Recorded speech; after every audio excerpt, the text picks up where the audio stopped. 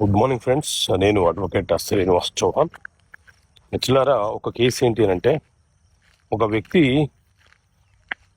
తాను కొన్న భూమి మీద తనకి హక్కులు ఉన్నాయని వేరే వ్యక్తులు ఆ భూమిని ఆక్రమించుకునే ప్రయత్నం చేస్తున్నారని చెప్పి సివిల్ కోర్టులో డిక్లరేషన్ అండ్ ఇంజెక్షన్ అనే కేసు ఫైల్ చేసినాడు. కేసు నడుస్తున్న మధ్యలోనే అతను కాలం చేసినాడు, చనిపోయినాడు.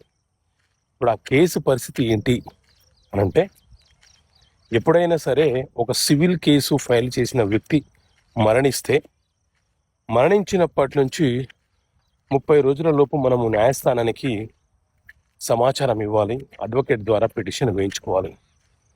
ఆ చనిపోయిన వ్యక్తి యొక్క వారసులు ఎవరైతే ఉన్నారో, మొదట అతని యొక్క భార్య లేకపోతే పిల్లలు, వారిలో ఎవరైనా సరే పార్టీగా యాడ్ కావచ్చు, ఇంక్లూడ్ కావచ్చు.